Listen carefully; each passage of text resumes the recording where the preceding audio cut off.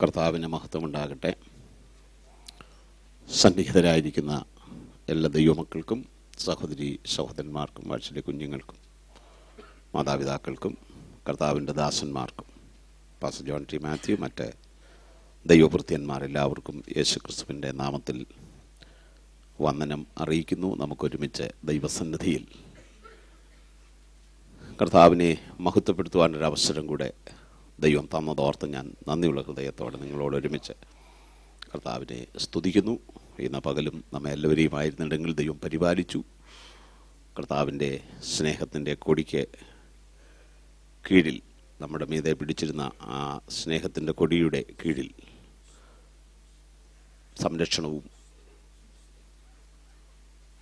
അനുഗ്രഹങ്ങളും അനുഭവിപ്പാൻ കഴിഞ്ഞു എന്നെനിക്ക് ഉറപ്പുണ്ട്. ഇവിടെ നടക്കുന്ന ഉപവാസ പ്രാർത്ഥനയുടെ ആരംഭ ദിവസങ്ങളിൽ എളിയവനും വന്ന് ശുശ്രൂഷിക്കുവാൻ ദൈവം അവസരം തന്നു.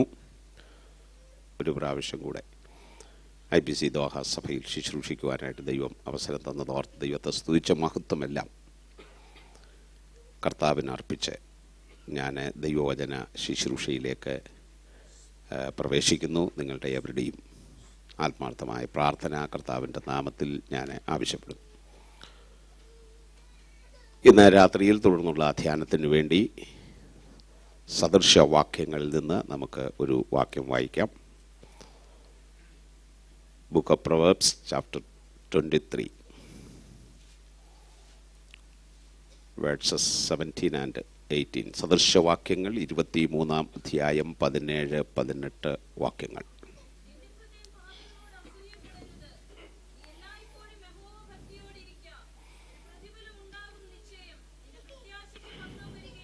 നീ എല്ലായ്പ്പോഴും യഹോവ ഭക്തിയോടിരിക്കുക, ഒരു പ്രതിഫലമുണ്ടാകും നിശ്ചയം.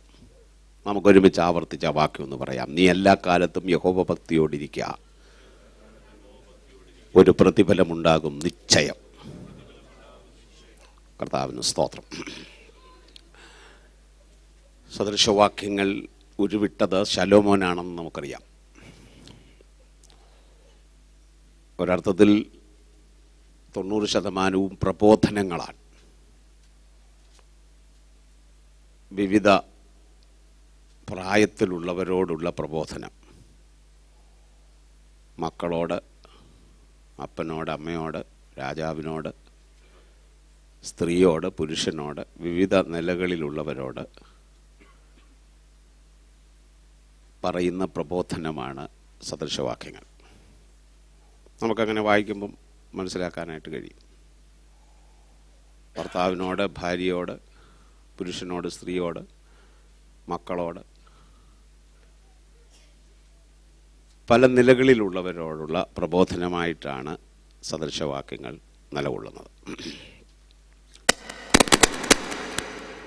അതിലെ ഒരു പ്രബോധനമാണ് നമ്മൾ വായിച്ചത്.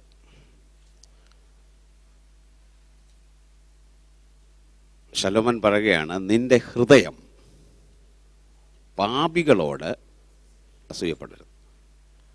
പാപികളോടെന്നല്ല, ആരോടും അസൂയപ്പെടരുത് എന്നുള്ളതാണ് അർത്ഥം. പാപിയോട് അസൂയപ്പെടാൻ പാടില്ല, പിന്നെ കൂട്ടു സഹോദരനോട് ഒട്ടും പറ്റുകയില്ലല്ലോ, അല്ലേ? പാപിയോട് പറ്റില്ലെങ്കിൽ കൂട്ടു സഹോദരനോട് ഒട്ടും പറ്റുകയില്ല. നിന്റെ ഹൃദയം പാപികളോട് അസൂയപ്പെടരുത്. പാപികളോട് നമുക്ക് ചിലപ്പോൾ അസൂയ തോന്നാം. ആസാഫിന് അസൂയ തോന്നിയല്ലോ. ദുഷ്ടന്മാരുടെ സൗഖ്യം കണ്ടിട്ട് എനിക്ക് അഹങ്കാരികളോട് അസൂയ തോന്നി എന്ന് വായിക്കുന്നുണ്ട് നമ്മൾ. കാരണം അവരുടെ അഭ്യുദയമാണ്. ആസാഫ് തന്നെ പറയുന്നു, അവരഭ്യുദയം പ്രാപിക്കുന്നു, അവരുടെ ദേഹം തടിച്ച് ഉരുണ്ടിരിക്കുന്നു, അവരുടെ കണ്ണ് പുഷ്ടി കൊണ്ട് ഉന്തി നിൽക്കുന്നു, അവർ അധോഗതി പ്രാപിക്കുന്നില്ല, അവർ ദിവസവും അഭിവൃദ്ധി പ്രാപിക്കുകയാണ്. ഞാനോ ശുദ്ധമില്ല, എൻ്റെ കൈകളെ ഞാൻ വെടിപ്പാക്കി എൻ്റെ ഹൃദയത്തെ ഞാൻ ശുദ്ധീകരിച്ചു, എൻ്റെ കൈകളെ ഞാൻ വെടിപ്പാക്കുന്നു, ഞാൻ ഭക്തനായി ജീവിക്കുകയാണ്. എനിക്ക് സൗഖ്യം ഇല്ല, ഉഷസ് തോറും ദണ്ഡിപ്പിക്കപ്പെടുന്നു, ഇടവിടാതെ ബാധിതനാകുന്നു. പക്ഷേ ദൈവത്തെ സേവിക്കാത്തവൻ ഒരു കുഴപ്പവുമില്ല. ഇത് കണ്ടപ്പോൾ ദൈവത്തോടും അകൽച്ച തോന്നി, ദുഷ്ടനോട് അസൂയം തോന്നി. അവസാനം മനസ്സിലായി ദൈവം നല്ലവനാണെന്ന്. ദൈവത്തോട് അടുത്തിരിക്കുന്നത് ആ ജീവിതത്തിൽ ഏറ്റവും നല്ലതെന്ന് പിന്നീട് മനസ്സിലായി. അതുകൊണ്ട് തന്നെയാണ് 73-ാം സങ്കീർത്തനത്തിൻ്റെ ആദ്യത്തെ വാക്യത്തിൽ സമ്മറിയായിട്ട് ആസാഫ് പാടിയത്, ദൈവം ഇസ്രായേലിന് നിർമ്മല ഹൃദയമുള്ളവർക്ക് തന്നെ നല്ലവനാകുന്നു നിശ്ചയം. എന്നിട്ട് പിന്നെ ബാക്കി കാര്യങ്ങളൊക്കെ പറയാം. അപ്പോൾ ബാക്കി കാര്യങ്ങളൊക്കെ ആദ്യം ചിന്തിച്ചത് അവസാനം ഒരു കൺക്ലൂഷനിലെത്തി. ദുഷ്ടനിങ്ങനെ സൗഖ്യമൊക്കെ ഉണ്ടെങ്കിലും ഞാൻ ഇടപെടാതെ ബാധിതനൊക്കെ ആണെങ്കിലും എൻ്റെ കർത്താവിൻ്റെ കൈ എൻ്റെ മേൽ പിടിച്ചിട്ടുണ്ട്. അവൻ്റെ കാലടി വഴുവഴുപ്പിൽ നിൽക്കുക, നാശത്തിലോട്ട് അവൻ വീഴുന്നത്. എനിക്ക് സൗഖ്യമൊന്നും ഇല്ലേലും എൻ്റെ കരത്തിൽ അവൻ്റെ കരം പിടിച്ചിട്ടുണ്ട്. അവൻ തൻ്റെ ആലോചനയാൽ എന്നെ വഴി നടത്തും. ഒടുക്കത്തിൽ ഞാൻ മഹത്വത്തിലേക്ക് ചെന്നു ചേരും. അതുകൊണ്ട് എൻ്റെ ദൈവത്തോട് അടുത്തിരിക്കുന്നതാണ് എനിക്ക് നല്ലത് എന്ന് ആസാഫ് പറയുന്നു. ഞാൻ പറഞ്ഞു വന്നത്, പാപികളോട് അസൂയ തോന്നിപ്പോയി. അതിൻ്റെ കാരണം അവരുടെ സൗഖ്യമാണ്. എന്നാൽ ഒരു പക്ഷേ ശലോമോൻ ഇവിടെ പാപികൾ എന്ന് പറയുമ്പോൾ ആസാഫ് ചിന്തിച്ച പാപികളെ പോലെയുള്ളവരായിരിക്കണമെന്നില്ല, ദുഷ്പ്രവൃത്തിക്കാരെന്നായിരിക്കണമെന്നില്ല. ദാവീദിൻ്റെ ഭാഷ്യമായിരിക്കും കുറച്ചുകൂടെ നമുക്ക് നല്ലതായിട്ട് തോന്നുന്നത്. ശലോമോൻ്റെ അപ്പനായ ദാവീദ് 37-ാം സങ്കീർത്തനത്തിൽ പറഞ്ഞതും ഇതുപോലെയുള്ള കാര്യങ്ങളാണ്. നമുക്ക് അത് വായിക്കുമ്പോൾ ഇങ്ങനെ കാണാം, ദുഷ്പ്രവൃത്തിക്കാർ നിമിത്തം നീ മുഷിയരുത്. എടുത്തവരുണ്ടെങ്കിൽ വായിക്കാം. ദുഷ്പ്രവൃത്തിക്കാരുടെ നിമിത്തം നീ മുഷിയരുത്, നീതികേട് ചെയ്യുന്നവരോട് നീ അസൂയപ്പെടരുത്.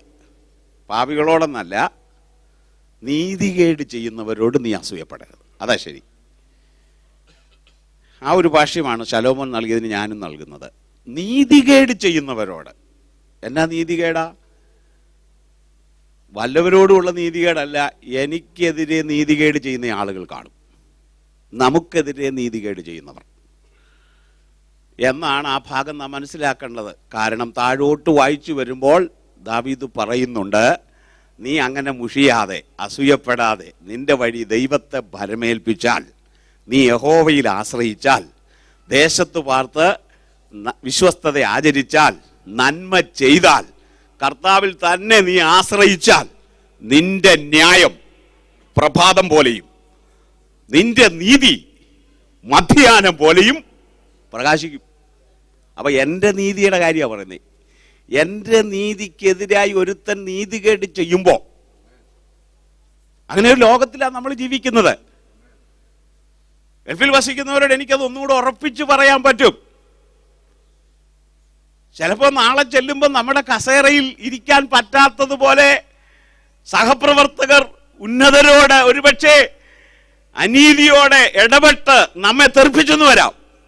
അങ്ങനെയുള്ള ലോകത്തിലാണ് നമ്മൾ ജീവിക്കുന്നത്. നമുക്ക് ലഭിക്കേണ്ട നീതി, നമുക്ക് ലഭിക്കേണ്ട ന്യായം, നിങ്ങൾക്ക് പെട്ടെന്ന് മനസ്സിലാകാൻ നമുക്ക് കിട്ടേണ്ട പ്രമോഷനെതിരായി ചിന്തിക്കുന്ന ആളുകൾ ഒരു കാരണവും കൂടാതെ നുണയും പറഞ്ഞ്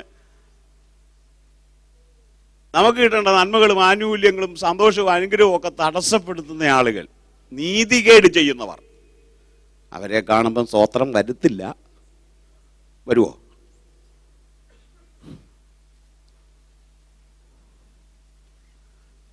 ഞാൻ കണ്ടിട്ടില്ല അങ്ങനെയുള്ള ആളുകളെയൊന്നും.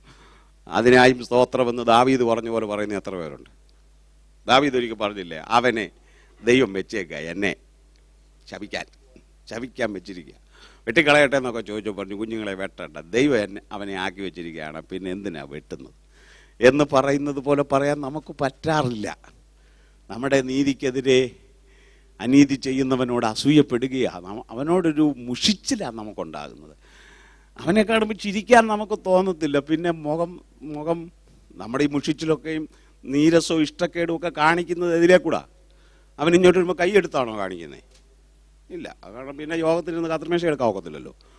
അപ്പം അതുകൊണ്ട് പിന്നെ ഇത് എവിടെയാണ് വെളിപ്പെടുത്തുന്നത്? മുഖത്താണ് വെളിപ്പെടുത്തുന്നത്. നിങ്ങൾക്ക് ആർക്കും ഞാൻ പറയുന്നത് മനസ്സിലാകുന്നില്ലെന്ന് തോന്നുന്നു. നിങ്ങളാരും അങ്ങനെയുള്ളവരല്ലായികയാൽ ഞാൻ ദൈവത്തെ സ്തുതിക്കുന്നു.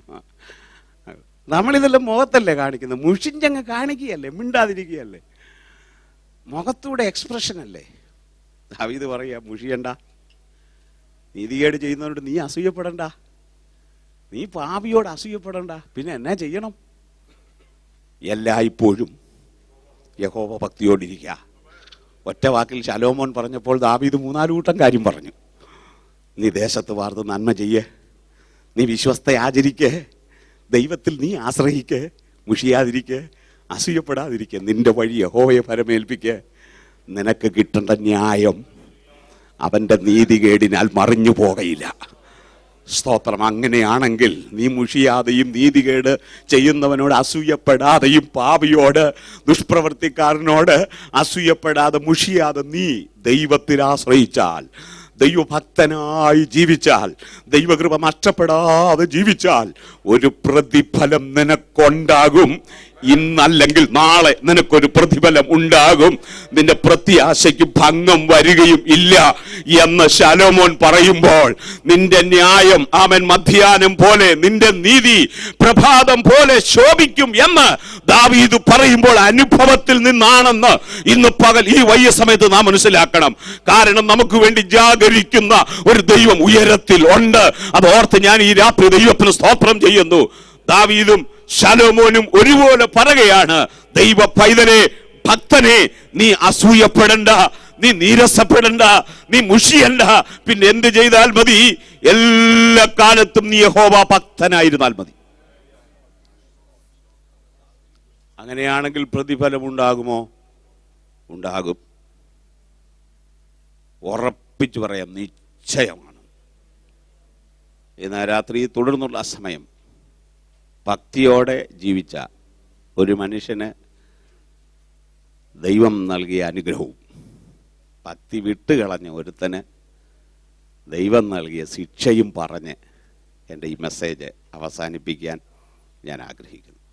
ഒരു ഉപവാസ പ്രാർത്ഥനയാണല്ലോ, അതുകൊണ്ട് ആ നിലയിൽ ഒരു ദൈവവചന ശുശ്രൂഷ നിങ്ങൾക്ക് എല്ലാവർക്കും ഈ ആരംഭ ദിവസങ്ങളിലൊരു ചൈതന്യം നൽകുവാൻ, വിശ്വാസം നിങ്ങളിൽ വർദ്ധിക്കുവാൻ ഇന്ന് രാത്രി തുടർന്നുള്ള വചന കേൾവി അനുഗ്രഹമായി തീരട്ടെ എന്ന് ഞാൻ ദൈവസന്നിധിയിൽ പ്രാർത്ഥിക്കുന്നു. നിങ്ങളും പ്രാർത്ഥനയോടെ ദൈവസന്നിധിയിലായിരിക്കാൻ ഓർപ്പിക്കുന്നു.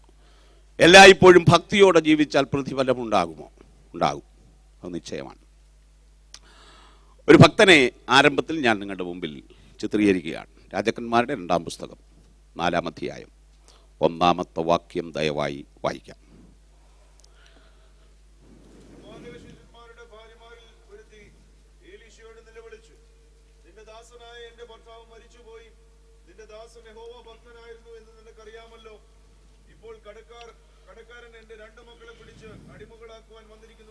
പ്രവാചക ശിഷ്യന്മാരുടെ ഭാര്യമാരിൽ ഒരുത്തി എലീശയോട് നിലവിളിച്ചു. നിലവിളിക്കാനുള്ള കാരണം ആദ്യത്തേതാണെന്ന് നമുക്ക് തോന്നിപ്പോകും, എന്നാൽ ആദ്യത്തേതല്ല. അത് വിഷമമുള്ള കാര്യമാണ്. നിന്റെ ദാസനായ എൻ്റെ ഭർത്താവ് മരിച്ചുപോയി. എന്നിട്ട് ആ സ്ത്രീ ഭർത്താവിനെക്കുറിച്ചൊരു സ്റ്റേറ്റ്മെൻറ്റ് പറഞ്ഞു. നിന്റെ ദാസൻ യഹോവ ഭക്തനായിരുന്നു എന്ന് നിനക്ക് അറിയാമല്ലോ. അവളുടെ ഇപ്പോഴത്തെ പ്രശ്നം എന്താ? ഭർത്താവ് മരിച്ചതല്ല ഇപ്പോഴത്തെ അവളുടെ പ്രശ്നം. കടക്കാരൻ വന്ന് അവളുടെ മക്കളെ പിടിച്ച് അടിമകളാക്കാൻ വന്നിരിക്കുന്നു. അതാണ് അവളുടെ പ്രശ്നം. അവൾ പറഞ്ഞതനുസരിച്ച് ഭക്തൻ്റെ സന്തതി അന്യൻ്റെ വീട്ടിൽ ആകേണ്ടി വരുന്നൊരു സാഹചര്യം ഇതാ അമ്മയ്ക്ക് സഹിക്കാൻ കഴിയുന്നില്ല. അതുകൊണ്ട് ഇവൾ ഇതിനൊരു പരിഹാരത്തിനു വേണ്ടി വന്നത് ആ കാലഘട്ടത്തിൽ ദൈവത്താൽ പ്രയോജനപ്പെട്ടുകൊണ്ടിരിക്കുന്ന പ്രവാചകനായ എലീശയുടെ അടുക്കലാണ്. അവളുടെ പ്രശ്നത്തിന് പരിഹാരത്തിന് അവൾ പോയത് പതൃഗൃഹത്തിലേക്കല്ല, സ്തോത്രം, അവളുടെ വീട്ടിലേക്കും അല്ല അവൾ പോയത്. പഞ്ചായത്ത് മെമ്പറെ കാണാനും പോയില്ല. സ്തോത്രം. ഇങ്ങനെയൊക്കെയുള്ള പ്രശ്നം വരുമ്പോൾ ആദ്യം അവിടെയൊക്കെയാണ് നമ്മൾ പോകാൻ ശ്രമിക്കാറുള്ളത്. എന്നാൽ അവൾ നേരെ ചെന്നത് അവളുടെ ഭർത്താവ് ആരെയാണോ സ്തോത്രം ശുശ്രൂഷയിൽ പിൻപറ്റിയത് ആ ദൈവദാസന്റെ അടുക്കിലേക്ക് ചെന്നു. അവൾക്ക് ചെല്ലാൻ ഒരിടമേ ഉണ്ടായിരുന്നുള്ളൂ. അത് ഭർതൃഗൃഹമല്ല, അവളുടെ സ്വന്തം സ്ഥലമല്ല, നാട്ടിലെ പ്രമാണികളുടെ അടുക്കലല്ല. പിന്നെയോ അവൾക്ക് പരിഹാരം ദൈവസന്നിധിയിൽ മാത്രമേ ഉള്ളൂ എന്ന് അവൾക്ക് ഉറപ്പുണ്ടായിരുന്നു. അതുകൊണ്ട് അവൾ ചെന്നത് ഏലിശ പ്രവാചകന്റെ അടുക്കലാണ്. ചെന്നിട്ട് അവൾ പറയുകയാണ്, എൻ്റെ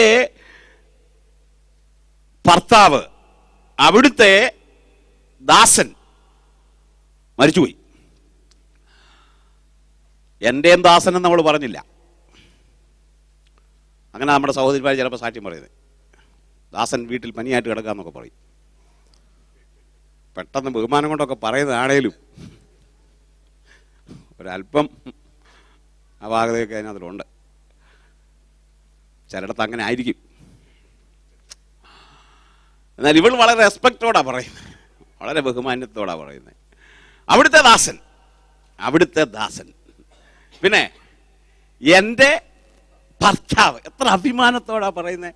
നമ്മുടെ സഹോദരിമാരാണ് അത്ര അഭിമാനത്തോടെ ഈ ഇങ്ങനെയുള്ള കക്ഷിയെക്കുറിച്ച് പറയുമോയെന്ന് എനിക്ക് തോന്നുന്നില്ല. എങ്ങനെയുള്ള കക്ഷിയാ?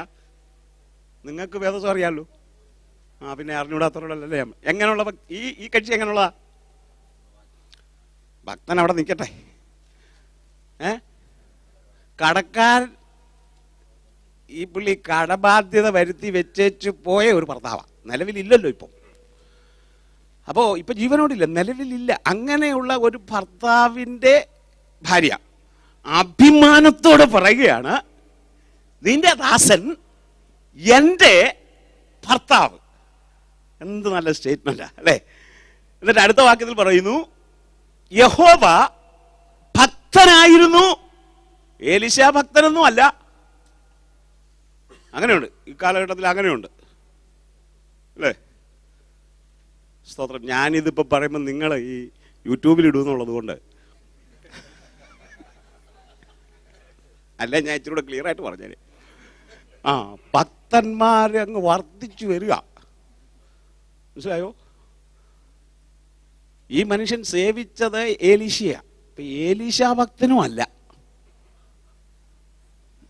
ലീഡേഴ്സിനെ അങ്ങനെയാണെന്ന് പറഞ്ഞാൽ കുഴപ്പമില്ലല്ലോ, ആരുടെയും പേര് പറഞ്ഞില്ലല്ലോ കുഴപ്പം. ലീഡേഴ്സിൻ്റെ ഭക്തരായി നടക്കുന്ന ആളുകളുണ്ട്. സ്തോത്രം. ഇവിടെ പറയുക ഏലീശ ഭക്തനുമല്ല, എൻ്റെ ഭർത്താവ് ദൈവഭക്തനായിരുന്നു. സ്തോത്രം. എത്ര ക്ലിയർ ആയിട്ടുള്ള ഒരു സ്റ്റേറ്റ്മെന്റ് അത്. ലീഡേഴ്സിനെ ഭക്തരാക്കി മുറുകെ അവരുടെ അനുയായികളായി നടക്കുകയല്ല, മറിച്ച് ദൈവത്തിന്റെ ഭക്തനായിരുന്നു എൻ്റെ ഭർത്താവ്. ദൈവത്തിന് സ്തോത്രം. എത്ര അഭിമാനത്തോടെ അവൾ പറയുന്നു. ഈ രാത്രി ചിന്തിച്ചേ. ആമേൻ. അങ്ങനെ പറയാൻ അവൾക്കേ കഴിയത്തുള്ളൂ. ഭർത്താവ് ഭക്തനാണെന്ന് പറയാൻ ഏറ്റവും അടുത്ത് പറയാൻ പറ്റുന്ന ഭാര്യ. ഒരു സംശയമില്ല. അങ്ങനെ ഭാര്യമാർ ഭർത്താക്കന്മാരെ കുറിച്ച് സാക്ഷ്യം പറഞ്ഞാൽ അവർ ജയിച്ചു. തിരിച്ചും അങ്ങനെ എൻ്റെ ഭാര്യ ഒരു ഭക്തയാണെന്ന് പറയാൻ പറ്റുന്ന ഏക വ്യക്തി ഭർത്താവാണ്. കാരണം നമ്മുടെ ഈ രീതികളെല്ലാം അടുത്തറിയാവുന്ന ആരാ? എൻ്റെ ചിരിയുടെ ആശയവും എൻ്റെ നോട്ടത്തിൻ്റെ കാര്യവും എൻ്റെ ഇഷ്ടവും അനിഷ്ടവും എല്ലാം ഇപ്പം സ്റ്റേജിലൊക്കെ ഇങ്ങനെയാണ് നിൽക്കുന്നതിലും എല്ലാം അറിയാവുന്ന. നമ്മൾ സ്റ്റേജിൽ നിൽക്കുന്നതാണോ ഒറിജിനൽ? ഒറിജിനൽ ഏതാണെന്നറിയണേ വീട്ടിൽ ചെല്ലണം. ഭാര്യയ്ക്കാണ് നമ്മുടെ ഒറിജിനൽ അറിയാവുന്നത്. സന്തോഷമുണ്ട് ഒരു ആമയം പറ, അതുകൊണ്ട് കുഴപ്പമൊന്നും വരികയല്ല. ഞങ്ങളുടെ കാര്യം മാത്രമല്ല, നിങ്ങളുടെയും കൂടെ കാര്യമായി പറയുന്നത്. നമ്മുടെ എല്ലാവരുടെയും കാര്യമാണ് പറയുന്നത്. ഞങ്ങളുടെ ചെറിനെ കുറിച്ച് ജിൻസിക്കല്ലാതെ ആർക്കറിയാം? സ്വന്തം അമ്മയ്ക്ക് പോലും അറിയില്ല. എൻ്റെ കാര്യം അങ്ങനെ തന്നെ. എൻ്റെ ഭാര്യയ്ക്കല്ലേ എന്നെക്കുറിച്ച് അറിയത്തുള്ളൂ. നിങ്ങൾ സമ്മതിക്കുമോ? ഇന്ന് രാത്രി എത്ര പേർ ഈ നിലയിൽ സാക്ഷ്യം സ്വന്തം ജീവിത പങ്കാളി പറയും? അഭിമാനത്തോടെ വിളിച്ചു നിർത്തി ഒരു സാക്ഷ്യം പറയാൻ പറഞ്ഞാൽ എന്തു പറയും? ന്യായമായി നിങ്ങൾ ചിന്തിക്കണം. ഒരു പാസേജ് എടുത്തിട്ട് നമ്മൾ സമയം കളയുകയല്ല. ഈ രാത്രി ഒന്ന് ദൈവസന്നിധിയിൽ ശോധന ചെയ്തേ എൻ്റെ ജീവിത പങ്കാളി എന്നെക്കുറിച്ച് പറയുന്ന സാക്ഷ്യം എന്തായിരിക്കും? പിന്നെ പറയാനുണ്ട്, പിള്ളേരല്ലേ പറയുന്നേ അല്ലേ? പിന്നെ നമ്മളെക്കുറിച്ച് ആരാ പറയുന്നത്? പാസ്റ്റർ പറയുന്ന സാക്ഷിയൊക്കെ പിന്നെ ഉള്ളൂ. സഭയിലെ കൂട്ടു സഹോദരങ്ങളുടെ സാക്ഷ്യത്തിന് ഒരു പരിധി വരെ അകൽച്ചയുണ്ട്. നമ്മളോട് ഏറ്റവും അടുത്തിരിക്കുന്നവരാണ് നമ്മെക്കുറിച്ച് സാക്ഷ്യം പറയേണ്ടത്. ആ സാക്ഷ്യത്തിന് വിലയുണ്ട്. കൂടെ നടക്കുന്നവർ, കൂടിയിരിക്കുന്നവർ, കൂടെ ജീവിതത്തിൽ നമ്മളോട് ഒരുമിച്ച് വസിക്കുന്നവർ പറയുന്ന സാക്ഷ്യത്തിന് വലിയ വിലയുണ്ട്. ഇന്ന് രാത്രി ഈ ദൈവവചന ശുശ്രൂഷയിൽ നമ്മൾ ഒരുമിച്ച് ഈ ഭാഗം ധ്യാനിക്കുമ്പോൾ, സ്തോത്രം, എന്നെക്കുറിച്ചും നിങ്ങളെക്കുറിച്ചും നമ്മുടെ കുഞ്ഞുങ്ങൾ എന്ത് സാക്ഷ്യം പറയും, നമ്മുടെ ജീവിത പങ്കാളി എന്ത് സാക്ഷ്യം പറയും, നമ്മുടെ മാതാപിതാക്കൾക്ക് നമ്മെക്കുറിച്ച് ഏറ്റവും അടുത്ത് നമ്മളോട് പെരുമാറുന്നവർക്ക് നമ്മളെക്കുറിച്ച് എന്ത് സാക്ഷ്യം പറയാനുണ്ടെന്ന് ഇന്ന് രാത്രി ഒന്ന് ചിന്തിച്ചേച്ച് വിടുന്ന് പോകുന്നത് നല്ലതാണ്. അവൾ ധൈര്യത്തോടെ എലീശയുടെ അടുക്കൽ വന്നിട്ട് പറഞ്ഞു, നിന്റെ ദാസൻ, എൻ്റെ ഭർത്താവ്, അദ്ദേഹം മരിച്ചുപോയി. ആ മനുഷ്യൻ യഹോവ ഭക്തനായിരുന്നു എന്ന് നിനക്ക് അറിയാവല്ലോ. സ്തോത്രം. അദ്ദേഹം പ്രവാചക ശിഷ്യനാണ്. ശുശ്രൂഷ അങ്ങോട്ട് ആരംഭിച്ചതേ ഉള്ളൂ എലീശയുടെ. നാളുകൾ ഒത്തിരി ആയിട്ടില്ല ശുശ്രൂഷയിൽ. ഏലിയാവിന് പകരം എലീശ ശുശ്രൂഷ ഏറ്റെടുത്തു.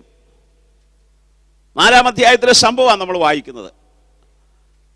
മിനിസ്ട്രി അധികം മുന്നോട്ട് പോയിട്ടില്ല. രാജാക്കന്മാരുടെ പുസ്തകം നമ്മൾ പഠിച്ചാൽ എലീശയുടെ ശുശ്രൂഷ 13-ാം അധ്യായം വരെ കണ്ടിന്യൂ ചെയ്യുകയാണ്. 13-ാം അധ്യായത്തിന്റെ അവസാന ഭാഗത്തേക്ക് വരുമ്പോൾ 20-ാമത്തെ വാക്യമാണെന്ന് തോന്നുന്നു, എലീശ മരിച്ചു എന്ന് ഒരു സ്റ്റേറ്റ്മെന്റ് പരിശുദ്ധാത്മാവ് രേഖപ്പെടുത്തിയിട്ടുണ്ട്. അപ്പോൾ അതുവരെയുള്ള അധ്യായങ്ങളിൽ എലീശയുടെ മിനിസ്ട്രി തുടർന്നുകൊണ്ടിരിക്കുകയാണ്. അപ്പോൾ ആരംഭം അങ്ങോട്ടായതേ ഉള്ളൂ.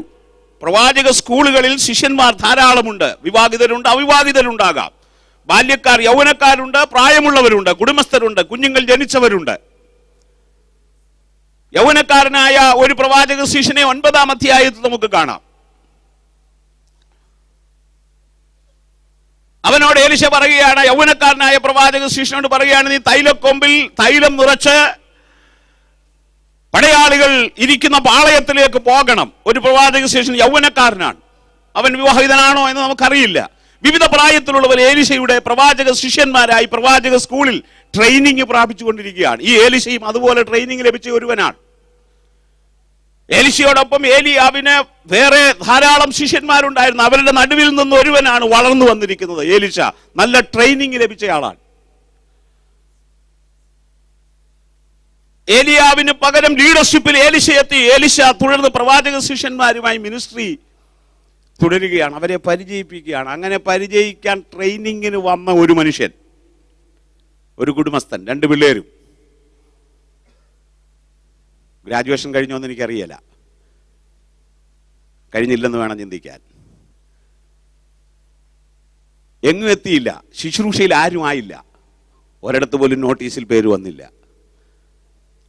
ഒരു ശുശ്രൂഷയ്ക്കും നിന്നില്ല, കംപ്ലീറ്റ് ചെയ്തില്ലല്ലോ കോഴ്സ്. പെട്ടെന്ന് ആ മനുഷ്യൻ തിരശ്ശീലയ്ക്ക് അപ്പുറത്തേക്ക് പോയി. ലോക IPC കാരനാ പറയും ഈ ശിഷ്യനെ കുറിച്ച്? എന്തെങ്കിലും കമൻസ് പറയാനുണ്ടോ?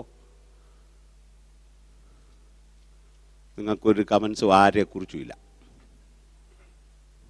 ആരെക്കുറിച്ചും ഒരു കമൻസും പറയാത്തവരാണ് നിങ്ങൾ. നല്ല കാര്യം.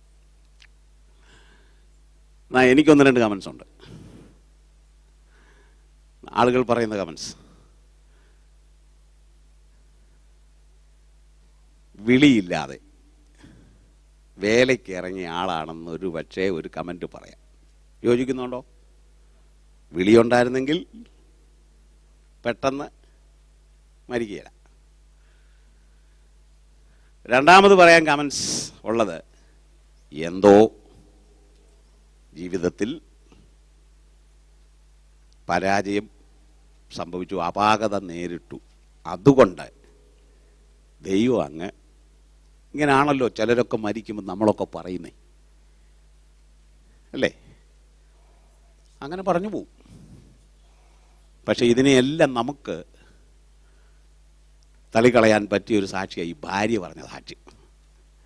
വിളിയില്ലാഞ്ഞിട്ടോ ജീവിതത്തിൽ എന്തെങ്കിലും പരാജയം സംഭവിച്ചതുകൊണ്ടോ ദൈവം അവനെ എടുത്തതല്ല. കുറച്ച് നാളെ അവൻ ജീവിച്ചുള്ളൂ എങ്കിലും, ഒരു വേദിയിലും അവൻ നിന്നില്ലെങ്കിലും ലഭിച്ച കാലം ദൈവകൃപയിൽ അവൻ ജീവിച്ചു. ലഭിച്ചിടത്തോളം നാള് വിശ്വസ്തനായി ജീവിച്ചു. ഇന്ന് രാത്രി ഒരു ദൂത് ഞാൻ നിങ്ങളോട് പറയാം. ഒത്തിരി നാൾ ജീവിച്ചു എന്നതിലല്ല കാര്യം, ജീവിച്ചിടത്തോളം കാലം ഭക്തനായി ജീവിക്കുന്നതാണ് കാര്യം. എത്ര പേര് ഇന്ന് രാത്രി എന്നോട് ചേർന്ന് ആമേൻ പറയും? ജീവിക്കുന്നിടത്തോളം, ലഭിക്കുന്നിടത്തോളം നാള് ഭക്തനായി ജീവിക്കുന്നതിലാണ്, ദൈവകൃപ നഷ്ടപ്പെടാതെ ജീവിക്കുന്നതാണ് ദൈവത്തിന്റെ സന്നിധിയിൽ മാന്യത. ഇവൻ ഒത്തിരി വേദിയിലൊന്നും നിന്നിട്ടില്ല, ഒത്തിരി ശുശ്രൂഷകൾക്കൊന്നും സാക്ഷ്യം വഹിച്ചിട്ടില്ല, എലീശയോടൊപ്പം ഒത്തിരി സഞ്ചരിക്കാനൊന്നും ഭാഗ്യം ലഭിച്ചിട്ടില്ല, എണ്ണി എണ്ണി പറയാനൊന്നുമില്ല, ജീവിതത്തിൽ ഒന്നും നേടിയിട്ടുമില്ല, ഒത്തിരി കാര്യങ്ങൾ സമ്പാദിക്കാൻ കഴിഞ്ഞിട്ടില്ല. പിന്നെ ബാധ്യതകളെ ജീവിതത്തിൽ സംഭവിച്ചിട്ടുള്ളൂ. ഈ മനുഷ്യനെ പ്രോത്സാഹിപ്പിക്കുന്ന ഒരു സഹോദരിയായിരുന്നു തന്റെ ഭാര്യ എന്ന് ഞാൻ ചിന്തിച്ചിട്ടുണ്ട്. വീട്ടിൽ ബുദ്ധിമുട്ടുണ്ട്, എലീശയോടൊപ്പം പോകാൻ തടസ്സങ്ങൾ പലതാ ഭവനത്തിനകത്തുണ്ട്. എന്നാലും ആ മാന്യ സഹോദരി ആ മനുഷ്യനെ ഉത്സാഹിപ്പിക്കുക, പോയിക്കോ, എന്റെയും പിള്ളേരുടെയും കാര്യം ദൈവം നോക്കിക്കോളും, പോയിക്കോളാൻ പറഞ്ഞു.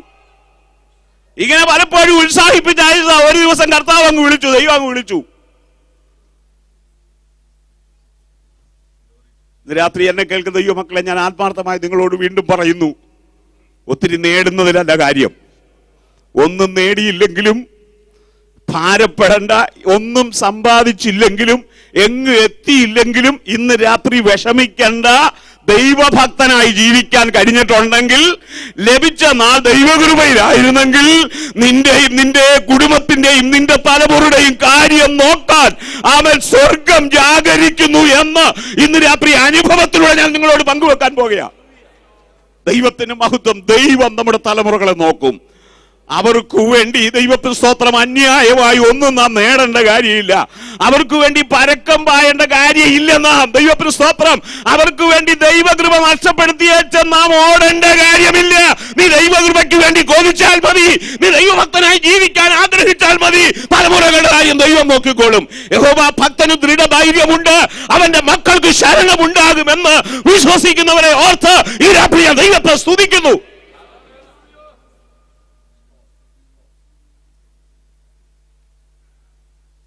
അവൾ നിലവിളിക്കുകയാണ് എലീശയുടെ മുമ്പിൽ. ഇതിന്റെ ഗൗരവം നിങ്ങൾക്ക് മനസ്സിലാകണമെന്നുണ്ടെങ്കിൽ, എലീശയുടെ ശിഷ്യന്മാരിൽ പേര് പറയുന്ന ഒരാളുണ്ട്. ഭക്തന്റെ പേരില്ല, എന്നാൽ മറ്റൊരു ശിഷ്യനും കൂടെ ഉണ്ടല്ലോ. ഒരു ശിഷ്യനല്ല, പല ശിഷ്യന്മാർ എലീശയ്ക്കില്ലേ? അതിൽ ഒരു പ്രധാന ആളിനെ നമുക്കറിയാം. ആരാണ്? ഗേഹസി. ഗേഹസി എലീശയുടെ അസിസ്റ്റന്റാണ്, പ്രധാന ശിഷ്യനാണ്. ഞാൻ ഇതുവരെ പറഞ്ഞതെല്ലാം വ്യത്യസ്തമായിട്ടൊന്ന് ചിന്തിച്ച്, എത്രയോ വേദികളിലായി ഈ ഗേഹസി നിന്നിട്ടുള്ളത്. പല വേദികളിൽ എലീശയോടൊപ്പം ഗേഹസി നിന്നിട്ടുണ്ട്. ഒത്തിരി സാക്ഷ്യം ശുശ്രൂഷയിൽ വഹിച്ചിട്ടുള്ളയാളാണ്. രാജാവിനോടൊക്കെ ചെന്ന് എലീശയുടെ മിനിസ്ട്രിയെ കുറിച്ച് ഇൻട്രൊഡ്യൂസ് ചെയ്യാൻ, സാക്ഷ്യപ്പെടുത്താൻ കഴിയുന്നയാളാണ് ഗേഹസി. പക്ഷെ ഈ രാത്രി ഞാൻ ചോദിക്കട്ടെ, പ്രയോജനം വല്ലതുകൊണ്ടോ? ഒത്തിരി നാൾ ജീവിച്ചിരുന്ന ആളല്ലേ ഗേഹസി? എന്താ സംഭവിച്ചത്? എവിടെ വെച്ചോ ദൈവകൃപ നഷ്ടപ്പെടുത്തി, ഉന്നതമായ വിളി നഷ്ടപ്പെടുത്തി. ഞാൻ ദൈവവചനം പഠിച്ചപ്പോൾ ഉറച്ചു വിശ്വസിക്കുന്ന ഒരു കാര്യമുണ്ട്. ഏലിയാവിന് പകരം എലീശ എന്ന പോലെ എലീശയ്ക്ക് പകരം വേദികളിൽ തിളങ്ങി നിൽക്കേണ്ടവനായിരുന്നു ഗേഹസി. അവന് ലഭിച്ച ഉന്നത വിളി അവൻ നഷ്ടപ്പെടുത്തി. അവന്റെ മേൽ പകർന്ന ദൈവകൃപ അവൻ കളഞ്ഞു വിളിച്ചു. രാത്രി എന്നെ കേൾക്കുന്ന ദൈവമക്കളോട് ദൈവഭയത്തോടെ ഞാൻ പറയുന്നു, ദൈവകൃപയ്ക്ക് പ്രാധാന്യം കൊടുക്കണം, ദൈവഭക്തിക്ക് പ്രാധാന്യം കൊടുക്കണം, സ്വർഗീയ വിളിക്ക് നാം പ്രാധാന്യം കൊടുക്കണം. ലോകത്തിന്റെ മോഹങ്ങളിലേക്ക് ഓടി എങ്ങനെയും എന്തും നേടാമെന്ന് നാം വിചാരിച്ചാൽ, അങ്ങനെ വിചാരിച്ച് നമ്മുടെ ദൈവകൃപ നഷ്ടപ്പെടുത്തിയാൽ നാം തലമുറകൾക്കൊരു ശാപമായി മാറും. Price the Lord. എന്നാൽ ഈ മനുഷ്യനെ നിങ്ങൾ ശ്രദ്ധിക്ക്, അവൻ ദൈവകൃപ നഷ്ടപ്പെടുത്തി. ഗേഹസിക്ക് ഒരു വിളി ഉണ്ടായിരുന്നു.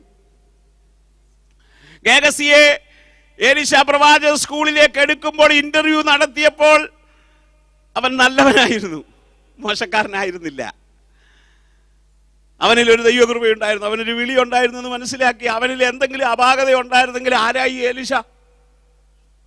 അവനെ നന്നായി വായിക്കാനും വിവേചിക്കാനും അറിയാവുന്നയാളല്ലേ. പ്രവാചക സ്കൂളിൽ എടുത്തു എന്ന് മാത്രമല്ല, അസിസ്റ്റന്റ് ആയിട്ട് കൂടെ കൊണ്ടു നടക്കുകയല്ലേ. സ്തോത്രം. അപ്പൊ അപാകതകൾ ഉണ്ടായിരുന്നെങ്കിൽ അവനെ വിവേചിച്ച് എലീശ അവനെ മാറ്റി നിർത്തത്തില്ലേ? ആരാ എലീശ? അരാം രാജാവ് ശയനഗൃഹത്തിൽ ഇരുന്ന് സംസാരിക്കുന്നത് വെളിപ്പെട്ട് കിട്ടുന്ന ദൈവദാസനായ എലീശ. ജാതീയ രാജാവായ സിറിയൻ രാജാവായ അരാം രാജാവ് ഇസ്രയേലിനെ ആക്രമിക്കാൻ ഭൃത്യന്മാരുമായിട്ട് ഉൾമുറിയിലിരുന്ന്, ശയനഗൃഹത്തിലിരുന്ന് ഭൃത്യന്മാരുമായിട്ട് നടത്തുന്ന സംഭാഷണം, യുദ്ധത്തിന്റെ പ്ലാനുകൾ എങ്ങനെയൊക്കെ ആയിരിക്കുമെന്ന് ഇസ്രയേൽ രാജാവിന് അറിയത്തില്ല, അവന്റെ ഭൃത്യന്മാർക്കും അറിയത്തില്ല. എന്നാൽ പ്രാർത്ഥിക്കുന്ന, ആത്മാവിൽ പോരാടുന്ന, ദേശത്ത് സംഭവിക്കുവാൻ പോകുന്നത് എന്താണെന്ന് മുന്നമേ തിരിച്ചറിയുന്ന ഒരു ദൈവഭൃത്യൻ ആ രാജ്യത്തുണ്ട്. അവൻ പ്രാർത്ഥനയിൽ ഉൾമുറിയിൽ ഇരുന്നാൽ മതി, നാളെ സംഭവിക്കുന്നത് എന്താണെന്ന് പ്രാർത്ഥനയിൽ അവന് വെളിപ്പെട്ട് കിട്ടും. വാസ്തവത്തിൽ അവന്റെ കയ്യിൽ അമ്പും വില്ലും തേളും കുതിരയൊന്നുമില്ല, എന്നാൽ അവൻ ഇസ്രായേലിന്റെ തേരാളിയാ. ഇന്ന് രാത്രി നിന്നിൽ പകർന്ന ദൈവകൃപ മതി നിന്നെ ഉന്നതനാക്കാൻ, കേട്ടോ. ദൈവത്തിന് സ്തോത്രം. ഒന്നും രാജാവിന്റെ സൈന്യത്തിൽ അവൻ ചേർന്നിട്ടില്ല, അവന്റെ കയ്യിൽ യാതൊരു ആയുധവുമില്ല, അവൻ ഒരു കുതിരയും അവൻ അകമ്പടികളായിട്ടില്ല, തേരാളികളൊന്നും അവനില്ല, അവൻ യുദ്ധ സൈന്യത്തിലല്ല. എന്നാൽ ദൈവത്തിന് സ്തോത്രം, ഇസ്രായേലിന്റെ രാജാവ് പോലും അവനെ നാമകരണം ചെയ്തു, എന്റെ പിതാവ് ഇസ്രായേലിന്റെ തേരും തേരാളിയുമായി ഉള്ളവേ. എന്തുകൊണ്ട് അവനെ അങ്ങനെ വിളിച്ചെന്ന് ചോദിച്ചാൽ അവനിൽ ദൈവം ഒരു അഭിഷേകം പകർന്നിട്ടുണ്ട്.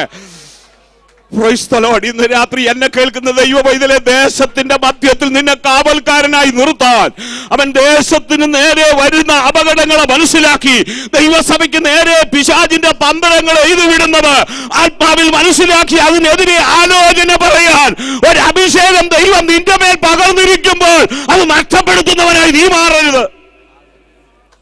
അരാം രാജാവ് ഇസ്രായേലിനെതിരായിട്ട് കാര്യങ്ങൾ, യുദ്ധക്രമീകരണങ്ങളെല്ലാം ഭൃത്യന്മാരുമായിട്ട് ഇരുന്ന് ചെയ്യും. യുദ്ധം ജയിക്കുമെന്നുള്ള ധാരണയോടുകൂടെയാണ് അവർ പുറപ്പെടുന്നത്. എന്നാൽ ഒരു കാര്യം ശ്രദ്ധിക്കണം, പ്രവാചകൻ ഇസ്രായേൽ രാജാവിന്റെ ആ അടുക്കലേക്ക് ആളയച്ചിട്ട് പറയും, ഇന്ന ഇന്ന സ്ഥലത്തൂടെ പോകരുത്, വളരെ സൂക്ഷിച്ചു വേണം, ഇന്ന ഇന്ന സ്ഥലത്തൂടെ പോകരുതെന്ന് പറഞ്ഞ് അവനെ പ്രബോധിപ്പിച്ചയക്കും. പ്രവാചകൻ പറയുന്നതനുസരിച്ച് ഇസ്രായേൽ രാജാവ് യുദ്ധം നടത്തും. ദൈവത്തിന് സ്തോത്രം. Price the Lord. ഇങ്ങനെ അനേക പ്രാവശ്യം പുസ്തകത്തിൽ എഴുതിയിരിക്കുന്നു. ഇങ്ങനെ ഒരു പ്രാവശ്യമല്ല, 2 പ്രാവശ്യമല്ല, ഇസ്രായേൽ തന്നെ, അത് എലീശ ഇസ്രായേലിനെ തന്നെത്താൻ രക്ഷിച്ചെന്ന്. യുദ്ധം കൂടാതെ, യുദ്ധസന്നാഹങ്ങൾ ഒന്നുമില്ലാതെ, അവൻ ഒരു യുദ്ധമുറകൾ പഠിച്ചിട്ടില്ലെങ്കിലും പ്രാർത്ഥിക്കുന്ന ദൈവദാസൻ, പ്രൈസ് ദി ലോർഡ്, അനേക പ്രാവശ്യം ഇസ്രായേലിന് ജയം നേടിക്കൊടുത്ത ദൈവപൈതലാണ്. ആ ദൈവദാസനെ പോലെ ഇന്ന് രാത്രി അഭിഷേകം ലഭിച്ചവരെ ഓർത്ത് ഞാൻ ദൈവത്തെ സ്തുതിക്കുന്നു. നമ്മിൽ പകർന്ന അഭിഷേകം ഇന്ന് രാത്രി ഒന്ന് പുതുക്കണം, കേട്ടോ. ഈ ദിവസങ്ങളിൽ ഉപവാസ പ്രാർത്ഥനയിൽ ആ അഭിഷേകം ഒന്ന് പുതുക്കണം. ദൈവത്തിന് പ്രസാദമുണ്ടെങ്കിൽ നീ പ്രാർത്ഥനാ മുറിയിൽ ഇരിക്കുമ്പോൾ ദൈവത്തിന് സ്തോത്രം, ദേശത്ത് സംഭവിക്കുവാൻ പോകുന്ന അനർത്ഥങ്ങളെ കുറിച്ച്, പിശാചിന്റെ പോരുകളെ കുറിച്ച്, സഭയുടെ വളർച്ചയ്ക്കെതിരായി നിൽക്കുന്ന ദുഷ്ടശക്തികളുടെ സഞ്ചാരങ്ങളെ കുറിച്ച്, അവന്റെ കൂട്ടുകെട്ടുകളെ കുറിച്ച് ദൈവത്തിന്റെ പൈതലെ ദൈവം നിനക്ക് വെളിപ്പെടുത്തി തരും. ഇന്ന് രാത്രി വിശ്വാസത്തോടെ ഏറ്റെടുക്ക്. ആരോടൊക്കെയോ ദൈവാത്മാവ് ഇന്ന് രാത്രി ദൂത് സംസാരിക്കുന്നുണ്ട്. നിന്റെ കുടുംബത്തിനെതിരെ ദൈവത്തിന് സ്തോത്രം, ശത്രു എഴുതി വിടുന്ന അവന്റെ പദ്ധതികളൊക്കെയും ദൈവത്തിന് സ്തോത്രം, ആത്മാവിൽ നിന്റെ പ്രാർത്ഥനാ മുറിയിൽ ഇരുന്ന് ദൈവത്തിന്റെ ആലോചന പ്രാപിച്ച് സ്വർഗീയ വെളിപ്പാടുകളോടുകൂടെ അതിനെതിരെ യുദ്ധം ചെയ്യുവാൻ ദൈവം നിന്നെ ആത്മാവിൽ ഈ ദിവസങ്ങളിൽ ഒരുക്കുന്ന ദിനങ്ങളായി ഇത് തീരട്ടെ.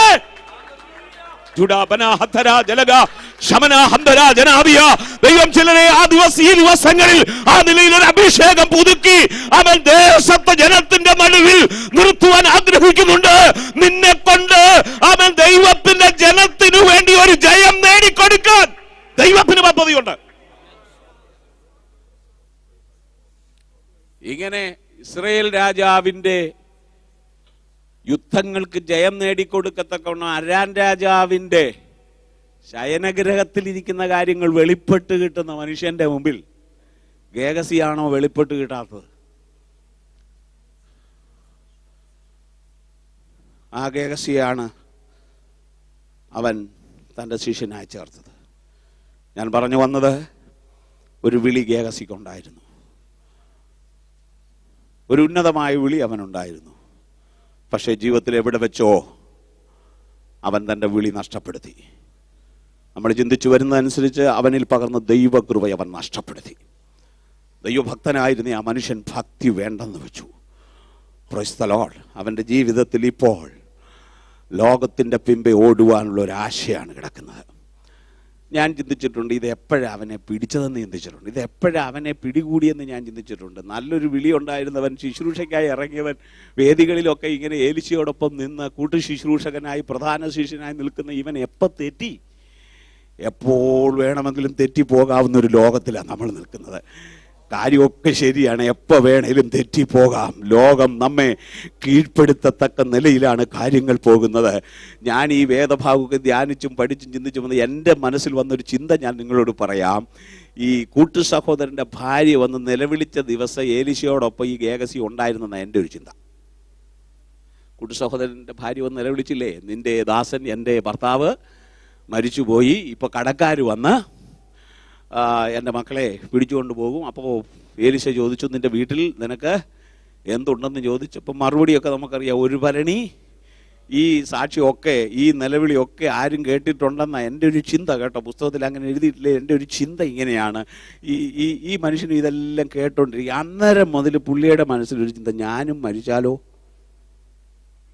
അങ്ങനെ സംഭവിക്കാമല്ലോ, എപ്പോഴാണ് ഇതെന്ന് നമുക്ക് ആർക്കും പറയാൻ പറ്റുകയില്ല. ആ ഒരു ചിന്ത നമുക്കും വേണം, നല്ലതാണ്. എപ്പോൾ വേണേലും ഞാനും മരിക്കരുതോ? അപ്പോൾ ഒരു കാര്യം ചെയ്യണം. ഈ എൻ്റെ കൂട്ടു സഹോദരൻ്റെ ഭാര്യ വന്ന് ഈ നിലവിളിച്ചതുപോലെ എൻ്റെ ഭാര്യ വന്ന് നിലവിളിക്കേടയായിരുന്നു. അതുകൊണ്ട് അവൻ്റെ മനസ്സൊരു ചിന്ത, ഈ ശുശ്രൂഷയിൽ നിൽക്കുമ്പം തന്നെ പിള്ളേർക്ക് വേണ്ടി എന്തെങ്കിലും ഒന്ന് കരുതണം. വളരെ നിശ്ചലമായിട്ട് നമ്മുടെ ഈ യോഗം പോവുക. എന്തെങ്കിലും ഒന്ന് കരുതണം പിള്ളേർക്ക് വേണ്ടി. ഈ ഒരു ചിന്ത അവനെ അങ്ങോട്ട് പരിചി. ഇനിയിപ്പം ജുബ്ബ ഇട്ട് പോയല്ലോ, റിയൽ എസ്റ്റേറ്റിന് പോകാൻ പറ്റുമോ? അത് പറ്റിയല്ല. അങ്ങനെ പോകുന്നവരുണ്ട്. ഇനിയിപ്പം വേറെ എന്തോ പരിപാടി നടക്കുക. അപ്പം ഇവിടെ തന്നെ നിന്നോണ്ട്, ഇതിനകത്ത് നിന്നോണ്ട് വല്ലതും ഒക്കെ വേണം. ഇങ്ങനൊരു ചിന്തയാണ്. എലീശയുടെ കൂടെ നിന്നാലും ചിന്ത എന്തുവാ? മോനെ ഒന്ന് പറ.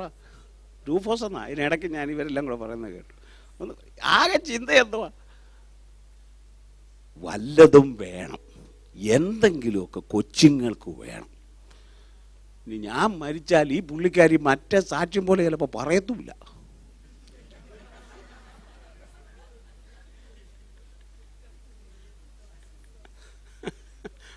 പിന്നെ ഈ പുള്ളിക്കാരി എന്താ പറയാൻ, അച്ഛൻ ഇങ്ങനെ രാവിലെ ദിവസം എടുത്തോണ്ട് അങ്ങ് ഇറങ്ങും, എന്നെക്കുറിച്ചും ചിന്തയില്ല, പിള്ളേരെ കുറിച്ചും ചിന്തയില്ല, ഇന്നങ്ങനെ കാണൊക്കെ പറയാൻ സാധ്യതയുണ്ട്. അതുകൊണ്ട് ഇതൊന്നും പറയിപ്പിക്കാതെ വല്ലതും ഉണ്ടെങ്കിൽ പിന്നെ ഇത് ഇവിടെ നിലവിളിക്കാൻ പറ്റിയല്ലോ. ഈ ചിന്തയോടെയാണ് ഇപ്പോൾ പുള്ളി ഏലിശയുടെ കൂടെ നടപ്പ്. അങ്ങനെ മുന്നോട്ട് പോവുക. അങ്ങനെ മുന്നോട്ട് പോകുമ്പോൾ കൃപ അങ്ങ് പോയി, അറിയാതെ ദൈവകൃപ അങ്ങ് പോയി. ഈ രാത്രി എൻ്റെ പ്രധാന സന്ദേശം, കൃപയുള്ളത് നഷ്ടപ്പെടുത്തരുത്. അത് നിന്റെ സമ്പത്തായി മാറും. നിന്നിൽ ദൈവം തന്ന ദർശനം നഷ്ടപ്പെടുത്തരുത്. ഇന്നല്ലെങ്കിൽ നാളെ ആ ദർശനം നിന്നെ ഉയർത്തും. ദൈവത്തിന് സ്തോത്രം. എന്നും ഒരൊഴിഞ്ഞ കൈയോടെ പോകാൻ ദൈവം നിന്നെ അനുവദിക്കുകയല്ല. ഇത് ഞാൻ ജീവിതത്തിൽ അനുഭവിക്കുന്ന ഒരു ദൈവദാസൻ. അതുകൊണ്ടാണ് വളരെ വ്യക്തമായി നിങ്ങളോട് പരിശുദ്ധാത്മാവ് എനിക്ക് തന്ന ചിന്തകൾ ഇന്ന് രാത്രി മാറ്റമില്ലാത്ത വചനത്തിലൂടെ ഞാൻ പറയുന്നത്. ഇതൊക്കെ നമ്മൾ വായിച്ചിട്ടുള്ളതും ധ്യാനിച്ചിട്ടുള്ളതുമാ. എന്നാൽ ഇന്ന് രാത്രി ദൈവാത്മാവ് എന്നോട് നിങ്ങളോട് വളരെ വ്യക്തമായി ഇടപെടുന്നു. ഉള്ള ദൈവകൃപ നഷ്ടപ്പെടുത്താതിരിക്കാമെങ്കിൽ ആ ദൈവകൃപ, ആ ദർശനം, ആ ദൈവഭക്തി എന്നെ നിന്നെ ഈ ലോകത്തിൽ മാനിച്ച് ആമേൻ അത് തലമുറകളുടെ മേൽ നീതിയായി കണക്കിട്ട് അവരെ ജയോത്സവമായി ദൈവം നടത്തുമെന്ന് ഇന്ന് രാത്രി പരിശുദ്ധാത്മാവ് തലമുറകളെ കുറിച്ച് വേവലാതിപ്പെടുന്നവരോട് ഇന്ന് രാത്രി ആത്മാവ്, ദൈവാത്മാവ് ഈ രാത്രി ഇടപെട്ടുകൊണ്ടിരിക്കുകയാണ്. ദൈവം നിനക്ക് വേണ്ടി കരുതുന്നുണ്ട്. ദൈവം നിന്റെ തലമുറകൾക്ക് വേണ്ടി കരുതുന്നുണ്ട്. ദൈവം നിന്റെ കുടുംബത്തിന് വേണ്ടി കരുതുന്നുണ്ട്. ഇന്ന് രാത്രി എന്നെ കേൾക്കുന്ന ദൈവമേ, നീ പ്രാർത്ഥിക്കുന്ന വിഷയങ്ങൾക്ക് വേണ്ടി നീ പ്രാപിച്ച ദർശനം നഷ്ടപ്പെടുത്താതെ നിന്നോ, സ്വർഗ്ഗം നിന്നെ ആദരിക്കുന്ന നാളുകൾ മുന്നിലുള്ള നീ രാത്രി ദൈവാത്മാവ് ഇടപെടുന്നു.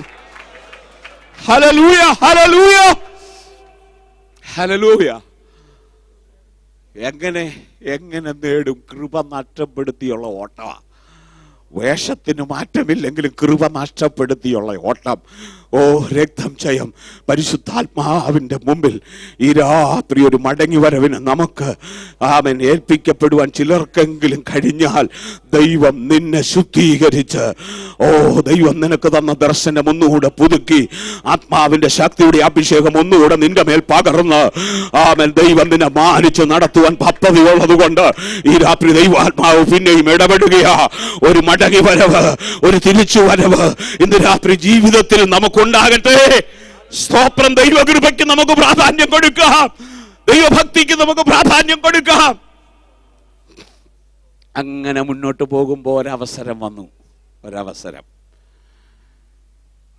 സിറിയ ദേശത്ത് നിന്ന്, ദമസ്കാസിൽ നിന്ന് അരാം രാജാവിൻ്റെ ഭൃത്യനാകുന്ന നയമാൻ എന്ന കുഷ്ഠരോഗി അനേക ഇടങ്ങളിൽ അവൻ്റെ കുഷ്ഠത്തിൻ്റെ സൗഖ്യത്തിന് വേണ്ടി അവൻ പോയവനാണ്. ഒത്തിരി പണം അതെ ചെലവഴിച്ചവനാണ്. നമുക്ക് ആ ചരിത്രം അറിയാം. എന്നാൽ അവൻ്റെ വീട്ടിലെ അടിമ പെൺകുട്ടിയാകുന്ന ഇസ്രായേലിയ പെൺകുട്ടി, ആ കൊച്ചു പെൺകുട്ടി, ആ ചെറിയ പെൺകുട്ടി പറഞ്ഞ സാക്ഷ്യത്തിൻ്റെ മുമ്പിൽ സ്തോത്രം മനസ്സോടെ അവൻ എലീശ പ്രവാചകന്റെ അടുക്കൽ വന്നിരിക്കുകയാണ്. പ്രവാചകന്റെ അടുക്കൽ വരുന്നതിന് മുമ്പ് ഇസ്രായേൽ രാജാവിൻ്റെ അടുക്കലാണ് പോയത്. എന്താ കൊച്ചു പെൺകുട്ടി പറഞ്ഞത്? യജമാനത്തിയോട് അവൾ പറയുക, യജമാനനോട് ഡയറക്റ്റ് പോലും പറയാൻ കഴിയുന്നില്ല. യജമാനത്തിയോട് അവൾ പറയുക, എൻ്റെ യജമാനൻ, അവിടുത്തെ യജമാനൻ ആമേൻ സ്തോത്രം സാറ് അങ്ങ് ഇസ്രായേലിലെ പ്രവാചകന്റെ അടുക്കലൊന്ന് ചെന്നാൽ ഈ കുഷ്ഠം മാറും. ഞാൻ ഈ കൊച്ചിനെ വിളിച്ച് നമുക്കൊരു ചോദ്യം ചോദിക്കാം. കുഞ്ഞെ, നീ കുഷ്ഠരോഗി സൗഖ്യമാകുന്നത് വല്ലതും കണ്ടിട്ടുണ്ടോ എന്ന് ചോദിച്ചാൽ ഏലീശ കുഷ്ഠരോഗിയെ സൗഖ്യമാക്കുന്നൊന്നും ഞാൻ കണ്ടിട്ടില്ല. എന്നാൽ എനിക്കൊരുറപ്പുണ്ട്, സ്തോത്രം, ചെന്നൊന്ന് പറഞ്ഞാൽ, ഒന്ന് പ്രാർത്ഥിക്കാൻ നിന്നാൽ ഈ കുഷ്ഠം മാറും. ഇവള് വിശ്വാസത്തോടെ അങ്ങ് പറഞ്ഞ, കണ്ടിട്ടല്ല പറയുന്നത്, കണ്ടേച്ചല്ല പറയുന്നേ. സ്തോത്രം. ഇസ്രായേലിൽ കുഷ്ഠരോഗികൾ ഒത്തിരി ഉണ്ടായിരുന്നു. അവർ ഒരെണ്ണം പോലും ഏലീശയുടെ അടുക്ക സൗഖ്യം പ്രാപിക്കാൻ വന്നിട്ടില്ല. ഏലീശ വേറെ ശുശ്രൂഷകളൊക്കെ ചെയ്തിട്ടുണ്ടെന്ന് കുഷ്ഠരോഗിയെ ഇതുവരെയും സൗഖ്യമാക്കുന്നത് ആരും കണ്ടിട്ടില്ല. കുഷ്ഠരോഗികൾ ഇസ്രായേലിൽ ഇല്ലാഞ്ഞിട്ടല്ല, ഇസ്രായേലിൽ കുഷ്ഠരോഗികൾ ഉണ്ടായിരുന്നു. കർത്താവ് തന്നെ പറഞ്ഞില്ലേ, ലൂക്കോസ് 4-ാം അധ്യായത്തിലേക്ക് വരുമ്പോൾ നമുക്കവിടെ കാണാൻ കഴിയുന്ന ഒരു കാര്യം, അവണ്ണം തന്നെ ഏലീശ പ്രവാചകന്റെ കാലത്ത് ഇസ്രായേലിൽ കുഷ്ഠരോഗികൾ പലരുണ്ടായിരുന്നിട്ടും സിറിയക്കാരനായ നയമാനല്ലാതെ, അപ്പൊ യേശു തമ്പുരാൻ പറയുക ഇസ്രായേലിൽ കുഷ്ഠരോഗികൾ ഉണ്ടായിരുന്നെന്ന്. എന്നാൽ അവരാരും എങ്ങോട്ട് വന്നില്ല, അവരാരും ഏലീശയുടെ അടുക്ക വന്നില്ല. 4 കുഷ്ഠരോഗികളെ ഒരു സംഘമായി നടക്കുന്നത് നമുക്കറിയത്തില്ലേ? ശമരിയയുടെ പടിവാതിക്കലിൽ 4 കുഷ്ഠരോഗികൾ ഒന്നിച്ചായിരിക്കുന്നേ. അവരെങ്ങോട്ട് വന്നാൽ മതിയായിരുന്നു, ഏലീശയുടെ അടുക്ക വന്നാൽ മതിയായിരുന്നു, കുഷ്ഠരോഗം മാറ്റിക്കൊടുത്തേനെ. അതിന് കഴിവുള്ള ദൈവാസന, അതിന് കൃപയുള്ളവനാണ്. സ്തോത്രം. പെൺകുട്ടി അതുകൊണ്ടല്ലേ ധൈര്യത്തോടെ പറഞ്ഞത്, എന്റെ ദേശത്ത് ഒരു പ്രവാചകനുണ്ട്, അവൻ കുഷ്ഠരോഗം മാറ്റുന്നവനാ. സ്തോത്രം. അവൻ വിശ്വാസത്തോടെ അങ്ങ് പറയാ, ഒറ്റ കുഷ്ഠരോഗി പോലെ ഇസ്രായേലിൽ ഏലീശയുടെ അടുക്ക വന്ന് സൗഖ്യം പ്രാപിച്ചിട്ടില്ല. അങ്ങനെ കണ്ടാച്ചല്ല അവള് പറഞ്ഞത്, കാണാതെ പറയുക. ഇന്ന് രാത്രി കാണാതെ ചില വിശ്വാസത്താൽ വിളിച്ചു പറഞ്ഞു, ദൈവം അത്ഭുതം ചെയ്യും. ദൈവത്തിന് സ്തോത്രം. അടുത്ത ചില ദിവസങ്ങൾ നിങ്ങളുടെ മുമ്പിലുണ്ട്. പ്രാർത്ഥിക്കുമ്പോൾ ആത്മാവിൽ കണ്ടുകൊണ്ട്, ആമേൻ, അക്ഷരപ്രകാരം കണ്ടിട്ടില്ലെങ്കിലും ആത്മാവിൽ കണ്ടുകൊണ്ട് ഈ ദിവസങ്ങളിൽ വിളിച്ചു വരാ. ദൈവം അത് കൂടി വ്യാപരിപ്പിക്കും. ദൈവം അത് സംഭവിക്കും. വിശ്വാസത്തോടെ നിന്റെ നാവിൽ നിന്ന് ഉച്ചരിക്കുന്നത് ഈ ദിവസങ്ങളിൽ സംഭവിക്കുന്ന ദിനങ്ങളായി ആത്മാവിൽ കാണും. ഒന്നും അവൾ കണ്ടിട്ടില്ല, കുഷ്ഠരോഗിയെ സൗഖ്യമാക്കുന്നൊന്നും കണ്ടിട്ടില്ല. എന്നാൽ ഏലിശയെ കുറിച്ച് അവൾക്ക് ദീർഘമായ ഒരു വീക്ഷണം ഉണ്ടായിരുന്നു. അവൾ ജോലി ചെയ്യുന്ന വീട്ടിൽ അവളത് വിളിച്ചു പറഞ്ഞു. സ്തോത്രം. തല പോകുന്ന കാര്യ. ഒരുപക്ഷെ സൗഖ്യം പ്രാപിച്ചില്ലെങ്കിൽ അവൻ അതിനനുസരിച്ച് അനുഭവിക്കേണ്ടി വരും. എന്നാൽ വിശ്വാസത്തോടെ അവൾ പറഞ്ഞ വാക്കിനെ സ്വർഗത്തിൽ ദൈവം മാനിച്ചു. ഇന്ന് രാത്രി ചിലരുടെ മേൽ അതിനുള്ള ഒരു അഭിഷേകം ദൈവം പകരുന്നുണ്ട്.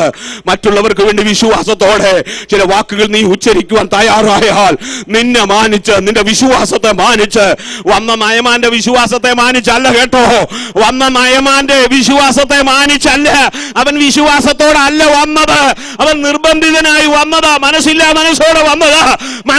മനസ്സോടാണെങ്കിലും നീ വിളിച്ചിട്ട് വരുന്ന ചിലരെ വിടുവിപ്പാൻ സ്വർഗം ഈ ദിവസങ്ങളിൽ പദ്ധതിയിടും കേട്ടോ. ചിലരുടെ സൗഖ്യത്തിന് പ്രിയ സഹോദരി നിന്നെ ദൈവം ഉപയോഗിക്കുമെന്ന് ഇന്ന് രാത്രി ദൈവാത്മാവ് പറയുന്നു.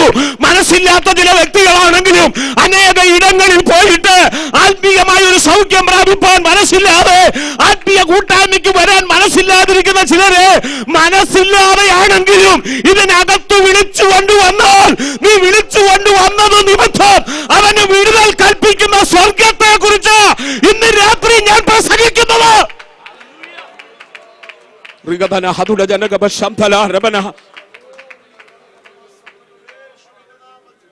ഈ രാത്രി നമുക്കൊന്ന് ഏറ്റെടുക്കാമോ? അനേക ഇടങ്ങളിൽ പോയിട്ട് ഒരു വിടുതലുമില്ലാതെ ഭാരപ്പെടുന്ന ചിലരെ മനസ്സോടല്ലെങ്കിലും വിളിച്ചു കൊണ്ടുവന്നാൽ, നീ വിളിച്ചു കൊണ്ടുവന്നത് നിമിത്തം, നിന്റെ വിശ്വാസം നിമിത്തം, നീ അവർക്ക് വേണ്ടി ജാഗരിക്കുന്നത് നിമിത്തം, ഒരു ബന്ധവും നിനക്കില്ലെങ്കിലും, ഒരു ബന്ധവും കടപ്പാടും നിനക്കില്ലെങ്കിലും, അവർക്ക് വേണ്ടി മനസ്സോടെ നീ ജാഗരിക്കുന്നത് നിമിത്തം നിന്റെ വിശ്വാസത്തെ ആദരിച്ച് അവരെ വിടുവിക്കുന്ന ദിനങ്ങൾ മുമ്പിലുണ്ടെന്ന് ഇന്ന് രാത്രി ദൈവാത്മാവ് പറഞ്ഞാൽ ഏറ്റെടുക്കാൻ എത്ര പേർ തയ്യാറാകും? അങ്ങനെ ചിലർ ഈ ദിവസങ്ങളിൽ വിടുവിക്കപ്പെടട്ടെ. ദൈവത്തിന്റെ കാര്യം ഈ ദിവസങ്ങളിൽ തന്റെ ജനത്തിന്റെ മേൽ ദൈവം നീട്ടുകയാണ്. ദർശനം പ്രാപിച്ച് അഭിഷേകത്തിന്റെ ശക്തി പുതുക്കി ഈ ദിവസങ്ങളിൽ വിശ്വാസം വർദ്ധിപ്പിച്ച് കർത്താവിന്റെ വേലയ്ക്ക് ചുമട് കൊടുക്കുവാൻ നിങ്ങളിൽ ചിലരെ കുറിച്ച് ദൈവത്തിന് ആഗ്രഹമുണ്ട്. അതിന് പ്രായം ഒരു പ്രശ്നമല്ല. ഒരു ചെറിയ പെൺകുട്ടിയെ ദൈവം ഉപയോഗിച്ചത്. അവൾ പറഞ്ഞതനുസരിച്ച് നയമാൻ വന്നിരിക്കുക. അവൻ അത് ആദ്യം പോയി അവൻ്റെ രാജാവിനോടാ പറഞ്ഞേ. രാജാവ് ഒരു റെക്കമെൻഡേഷൻ ലെറ്റർ ഇസ്രായേലിൻ്റെ രാജാവിന് കൊടുത്തു. എൻ്റെ വൃത്തിയിൽ അങ്ങോട്ട് വരിക, ഇസ്രായേൽ രാജാവിൻ്റെ അടുക്കലോട്ട് കത്തുമായിട്ട് ചെല്ലുക. സ്വത്ര ഇസ്രായേൽ രാജാവ് ഉണ്ടോ ഇതുവല്ലോ അറിയുന്നു. അവൻ പറയുക ഇത് പോരാട്ടാണ്. അവൻ പറഞ്ഞു ഇത് പോരാട്ടാണ്. നമ്മുടെ ആളുകൾക്ക് അങ്ങനെ എല്ലാം അങ്ങ് പോരാട്ടാ. ഇത് പക്ഷെ പോരാട്ടമൊന്നുമല്ല, ഇത് യുദ്ധത്തിനാണെന്ന് അവൻ കരുതിയ. വസ്ത്രമൊക്കെ പിടിച്ച് കീറിയെന്ന് നമ്മൾ വായിക്കുന്നത്. സ്തോത്രം. ഇത് ഏലിശ അറിഞ്ഞു. അവനെ ഇങ്ങോട്ട് വിട്ടേക്കാൻ പറഞ്ഞു. വന്നു. മനസ്സോടെയാണെങ്കിലും ഏലിശ പറഞ്ഞതനുസരിച്ച് യോർദാനിൽ 7ാമത്തെ പ്രാവശ്യം മുങ്ങി എഴുന്നേൽക്കുമ്പോൾ അപ്പോൾ ജനിച്ച കുഞ്ഞിനെ പോലെ ശരീരം ശുദ്ധമായി തീർന്നു. ആദരിച്ചത് പെൺകുട്ടിയുടെ വിശ്വാസ. അവള് കണ്ടിട്ടല്ല ഇതൊന്നും പറഞ്ഞത്. ഇസ്രായേലിലാരും കുഷ്ഠരോഗികൾ സൗഖ്യം ഏലിശയുടെ അടുക്ക വന്ന് പ്രാപിച്ചിട്ടില്ല. ഇന്ന് രാത്രി കുഞ്ഞേ നിന്റെ നിർമ്മല വിശ്വാസം ചിലർക്ക് വിടുതലായി വ്യാപരിക്കുമെന്ന് ആമൻ അമർച്ചയായി പറയാൻ പരിശുദ്ധാത്മാവെന്നെ പ്രേരിപ്പിക്കുന്നു. സ്തോത്രം. നീ ഈ ദിവസങ്ങൾ അതിനായി ഒരുങ്ങണം. നയമാൻ സൗഖ്യമായി. സ്തോത്രം. എന്തെല്ലാം സാധനങ്ങളാ ഏലിശയുടെ മുമ്പിൽ വെച്ചു കൊടുത്തത്. ഏലിശ പറയാ എനിക്കൊന്നും വേണ്ട. ന്യായമായും സ്തോത്രം പറഞ്ഞ് വാങ്ങിക്കാവുന്ന അല്ലേ? കുഷ്ഠരോഗം മാറ്റി കൊടുത്ത് ന്യായമായും സ്തോത്രം പറഞ്ഞ് വാങ്ങിക്കല്ലോ. ഞാനാണെ വാങ്ങിക്കും. ഇവിടുന്ന് പോകുന്നുണ്ട് നിങ്ങൾ എന്നാ തന്നാലും ഞാൻ വാങ്ങിക്കും. ഞാൻ പാസ്റ്ററോട് പറഞ്ഞാൽ ഞാൻ ഒരു റിക്വസ്റ്റ് കൂടെ നടത്തുന്നു. അത് ഇതിനിടയ്ക്ക് അങ്ങ് പറയാം. ആ പ്രസംഗം ഈ യൂട്യൂബിലുള്ളത് കൊണ്ട് ഇപ്പം പറയുന്നത്, ലാസ്റ്റ് പറഞ്ഞു. അപ്പോൾ ശുശ്രൂഷയ്ക്ക് കിട്ടിയ നന്മയല്ലേ, സ്തോത്രം പറഞ്ഞ് വാങ്ങിക്കല്ലോ. ഏലിശ പറഞ്ഞു വേണ്ട. എനിക്ക് ഏലിശയോട് അസൂയ തോന്നിയിട്ടുണ്ട്. അസൂയ തോന്നരുതെന്നാണ് ഞാൻ ആദ്യം പറഞ്ഞത്. എനിക്ക് ഏലിശയോട് അസൂയ തോന്നിയിട്ടുണ്ട്. കാരണം ഇത് നോന്ന് പറഞ്ഞതിൻ്റെ കാരണം ഇത് ഏലിശയ്ക്ക് വേണ്ട വാങ്ങി ശിഷ്യന്മാർക്ക് കൊടുക്കല്ലോ. ശിഷ്യന്മാരുടെ അവസ്ഥ നിങ്ങളൊന്ന് ചിന്തിച്ചേ. നല്ലൊരു ഡോർമെട്രി ഉണ്ടോ? ഇല്ലല്ലോ. ഞങ്ങൾ പാർക്കുന്ന സ്ഥലം തീരെ ഇടുക്കം. അപ്പൊ അപ്പൊ ഈ നന്മ വാങ്ങിച്ച് നല്ലൊരു ഡോർമെട്രി പടിഞ്ഞ് കെയർ ഓഫ് നയമാനെന്നും കൂടി എഴുതിയാൽ മതി. അതൊന്നും എല്ലാവർക്കും മനസ്സിലാകുകയില്ല. വേണ്ടെന്ന് പറഞ്ഞു. ഡൊണേറ്റഡ് ബൈ സോ വേണ്ട, അങ്ങനെ വേണ്ട. നിങ്ങൾ ഓരോരുത്തൻ സ്വന്തം കോടാലിയുമായി യോർദാൻ കടന്ന് അങ്ങേക്കരെ ചെല്ലണം. അവിടെ വലിയ വൻ മരങ്ങളുണ്ട്, അവിടെ നല്ല മരങ്ങളുണ്ട്. ആ മരങ്ങൾ വെട്ടിയെടുക്കണം. അത് കാട്ടിൽ കുരുങ്ങി, വൻകാട്ടിൽ കുരുങ്ങി കിടക്കുക. യോർദാൻ്റെ വൻകാറ്റിൽ കുരുങ്ങി കിടക്കുക. ചില പാരമ്പര്യ ബന്ധനങ്ങളിൽ കുടുങ്ങിക്കിടക്കുന്ന വൻമരങ്ങളുണ്ടെന്ന്. നിങ്ങൾ അതിനെ വെട്ടിയെടുത്തോണ്ട് വരണം. അങ്ങോട്ട് പോകാൻ പ്രശ്നമുണ്ട്. യോർദാൻ ഇങ്ങനെ കിടക്കുക. കരകവിഞ്ഞോ കഴിവുന്ന യോർദാനെ കടന്നു വേണം അങ്ങോട്ട് പോകാനും ഇങ്ങോട്ട് വരാനും. ദൈവത്തിന് സ്തോത്രം. എന്നാൽ ഇന്ന് രാത്രി ഭാരപ്പെടേണ്ട. യോർദാനെ വിഭജിക്കാൻ കഴിയുന്നവൻ കൂടെ ഉള്ളപ്പോ, യെസ്, എത്ര പേർക്ക് മനസ്സിലാകുന്നുണ്ട്? യോർദാനെ വിഭജിക്കാൻ കഴിയുന്നവൻ കൂടുള്ളപ്പം നീ എന്തിനാ ഭാരപ്പെടുന്നത്? സ്തോത്രം. അത് വെട്ടിയെടുത്തുകൊണ്ട് വന്ന് അതിനകത്ത് പണിയുന്ന ആ ഡോർമെട്രിയിൽ പാർക്കുന്ന സുഖം, സ്തോത്രം, അവൻ നയമാന്റെ പൈസ കൊണ്ട് പണിയുന്ന ഡോർമെട്രിക്ക് പറ്റത്തില്ല. അതറിയാവുന്ന ഗേഹസി പറഞ്ഞു, വേണ്ട, നിങ്ങൾ ഓരോരുത്തൻ പോയാൽ മതി, യോർദാന്റെ അക്കരയ്ക്ക് പോ. അവര് പറഞ്ഞു, ഞങ്ങൾക്ക് തനിയെ പോകാനൊക്കത്തില്ല, കൂടെ വന്നാൽ. ആരാ ഈ അങ്ങ്? അവൻ ആദ്യം ചെയ്ത ശുശ്രൂഷ, അവൻ കരകവിഞ്ഞൊഴുകുന്ന യോർദാനെ നിലയ്ക്ക് നിർത്തിയ ദൈവദാസന. ഈ ദൈവദാസൻ അവൻ ആദ്യത്തെ ശുശ്രൂഷയാവാ അല്ലേ? യോർദാൻ അക്കരെ കടന്ന് ഏലിയാവിനോടൊപ്പം മടങ്ങി എങ്ങനെ ഇങ്ങോട്ട് പോരുമെന്ന് അറിയത്തില്ല. തിരിച്ച് ഏലിയാവ് കൂടില്ല, എന്നാലും വരിക എന്ന് പറഞ്ഞു. അക്കരെ ചെന്നു, ഏലിയാവിന്റെ മേൽ നിന്ന് വീണ പുതപ്പെടുത്ത് അവൻ കരകവിഞ്ഞൊഴുകുന്ന യോർദാന്റെ മുമ്പിൽ വന്ന് നിന്നു. എന്തു സംഭവിക്കുമെന്ന് അറിയത്തില്ല. ഇതുവരെയും ആ നിലയിൽ ശുശ്രൂഷ ചെയ്തിട്ടില്ല. അവൻ അഭിഷേകത്തിന്റെ ഇരട്ടി പങ്ക് കിട്ടിയിട്ടുണ്ടോ എന്ന് അറിയത്തില്ല. എന്നാൽ ഒരു കാര്യം ചെയ്തു, ഏലിയാവിന്റെ ദൈവം എവിടെ എന്ന് ചോദിച്ച പുതപ്പെടുത്ത് അടിച്ചപ്പോൾ ഏലിയാവിന്റെ മുമ്പിൽ യോർദാൻ മാറി നിന്നതുപോലെ എലീശയുടെ മുമ്പിൽ യോർദാൻ മാറി നിന്നു. എലീശയുടെ ആദ്യത്തെ ശുശ്രൂഷ അതാ. യജമാനൻ കൂടുണ്ട്, ഞങ്ങൾ പോയിക്കോളാമെന്ന് പറഞ്ഞു. യെസ്, അവരൊരുമിച്ച് പോയി. അവൻ പോയി വെട്ടിക്കൊണ്ടിരിക്കുമ്പോൾ ഒരു മനുഷ്യന്റെ കോടാലി ഊരി താഴു. അവൻ ഇതുവരെയും ഒരു രഹസ്യം അങ്ങോട്ട് പോയപ്പോൾ പറഞ്ഞില്ല. അങ്ങോട്ട് പോയപ്പോൾ പറയണ്ടായിരുന്നു, ഞാൻ വരുന്നില്ല യജമാനനെ, എനിക്ക് കോടാലി ഇല്ലെന്ന് പറയണ്ടായിരുന്നു. അതവൻ പറഞ്ഞില്ല. പറയാതെ നമ്മൾ ഈ കോടാലിക്കൊക്കെ ഒത്തിരി വ്യാഖ്യാനം കൊടുക്കുന്നുണ്ട്, അതവിടെ നിന്നോട്ടെ. അവൻ അത് പറയാതെ അവനും കൂടെ കടം വാങ്ങിച്ചാണേലും പോയി. കടം വാങ്ങിച്ചാണേലും അവനും വെട്ടാൻ പോയി. സ്തോത്രം. വെട്ടിക്കൊണ്ടിരിക്കുമ്പോഴത് താഴെ വീണേ. അപ്പം ഈ ശിഷ്യന്മാരുടെ കൂട്ടത്തിൽ നല്ല കോടാലി ഇല്ലാത്തവർ പോലും ഉണ്ട്. സ്വന്തം കോടാലി ഇല്ലാത്തവരും ആരുടെ കൂടെ ഉണ്ട്? ശിഷ്യന്മാരുടെ കൂട്ടത്തിലുണ്ട്. അതേലെ അല്പം വാങ്ങിച്ച് ഇവർക്കെല്ലാം വീതിച്ച് നല്ല ഡോർമെട്രിയൊക്കെ പടിഞ്ഞ് കോടാലിയും വാങ്ങിക്കാൻ പൈസയൊക്കെ കൊടുത്ത് എടുക്കണ്ട, പുള്ളി എടുക്കാതിരുന്ന പോലെ. കൊടുത്തില്ല. നിന്റെ കോടാലി താഴെ വീണാലും പൊക്കിയെടുക്കാൻ അവൻ കൂടെ ഉണ്ടെങ്കിൽ നയമാൻ്റെ കാശ് കൊണ്ടുള്ള കോടാലിയും വേണ്ടാന്ന് എലീശ വാങ്ങിയില്ല. നിർത്താൻ എനിക്ക് സമയമായി. സ്തോത്രം. ഇതും കൊണ്ട് നയമാൻ പോയതിൻ്റെ പുറകെ ഗേഹസി ഒരു പോക്ക് പോയി. സ്തോത്രം. ആ സമയം പ്രയോജനപ്പെടുത്താൻ ഒരു ഓട്ടം ഓടി എല്ലാം വാങ്ങി. ബാക്കി ഇനി നിങ്ങൾക്കറിയാം. കൊണ്ടുവന്ന് ഭവനത്തിനകത്ത് മറച്ചു വെച്ചേച്ച് ജുബായി ഇട്ടോണ്ട് അടുത്ത യോഗത്തിന് പോകാൻ പുള്ളി ഒരു വരവ് വന്നു. അടുത്ത ശുശ്രൂഷയ്ക്ക് പോകാൻ. ഗേഹസി, നീ എവിടെ പോയി? എങ്ങും പോയില്ല മോനെ. നീ നയമാൻ്റെ പുറകെ ഓടുമ്പോൾ എൻ്റെ ഹൃദയം നിന്റെ കൂടെ ഉണ്ടായിരുന്നു. ഒരു ചോദ്യം ചോദിച്ചു. ഒലിവ് തോട്ടം, മുന്തിരിത്തോട്ടം, ആടുമാടുകൾ, ദാസിദാസന്മാർ, ഇതൊക്കെ സമ്പാദിക്കാനുള്ള സമയം ഇതാകുന്നു. നിർത്തിയില്ല. നയമാൻ്റെ യോർദാനിൽ താണുപോയ കുഷ്ഠം നിന്റെ മേലും നിന്റെ സന്തതികളുടെ മേലും വരട്ടെ. അന്ന് രാത്രി വീട്ടിൽ ചെല്ലുമ്പോൾ വീട്ടിൽ നിന്ന് കേൾക്കാവുന്നൊരു ശബ്ദം നിലവിളിയുടെ ശബ്ദമാണ്. കുഞ്ഞുങ്ങൾ രണ്ടുപേർ പെട്ടെന്ന് കുഷ്ഠരോഗികളായി. അപ്പനും വേദനയോടെയാണ് ചെല്ലുന്നേ. മക്കൾക്ക് വേണ്ടി സമ്പാദിക്കാൻ പോയ ഗേഹസി ദൈവകൃപ നഷ്ടപ്പെടുത്തിയതിൻ്റെ ഫലം തലമുറകൾ ശാപം അനുഭവിക്കുക. എന്നാൽ ഭക്തൻ്റെ വീട്ടിലോട്ടൊന്ന് ചെന്നേ, ഭക്തൻ്റെ വീട്ടിലോട്ടൊന്ന് ചെന്നേ, ഒന്ന് ചെന്നേ. നിങ്ങളൊന്ന് മനസ്സുകൊണ്ട് ഇന്ന് രാത്രി ആ ഭക്തൻ്റെ വീട്ടിലോട്ടൊന്ന് ചെന്നേ. Praise the lord. ആ വീട്ടിൽ അത്ഭുതം നടക്കുക, ആ വീട്ടിൽ അത്ഭുതം നടക്കുക. ബാക്കി നിങ്ങൾ പൂരിപ്പിച്ചോ. ഓ റബാന ശബ്ദ. നീ എല്ലാ കാലത്തും ദൈവഭക്തിയോടിരിക്കെ ഒരു പ്രതിഫലം ഉണ്ടാകും, ഉണ്ടാകും. അത് നിശ്ചയമാണെന്ന് ഇന്ന് രാത്രി വിശ്വസിക്കുന്ന ദൈവമക്കളെ ഓർത്ത് ഞാൻ കർത്താവിനെ സ്തുതിക്കുന്നു. ഭക്തി വിട്ടവന്റെ വീട്ടിൽ നിലവിളി ഉയരുകയാ. ഭക്തന്റെ വീട്ടിൽ ജയത്തിന്റെ ഘോഷം ഉയർത്തുകയാ. ഇന്ന് രാത്രി ആത്മാവ് പറയുന്നു, ചില വീടുകളിൽ ജയത്തിന്റെ ഘോഷം ഉയർത്തുവാൻ ദൈവം സംഭവങ്ങളെ കൂടി വ്യാപരിപ്പിച്ചുകൊണ്ടിരിക്കുകയാണ്. എത്ര പേര് ഈ രാത്രി വിശ്വസിക്കുന്നുണ്ട്? ചില വീടുകളിൽ ജയത്തിന്റെ ഘോഷം ഉയർത്തുവാൻ. ആമേൻ. ദൈവത്തിന് സ്തോത്രം. ആമേൻ. നീയും ഞാനും ഏതിന് വില കൊടുക്കും? നീയും ഞാനും ഏതിന് വില കൊടുക്കും?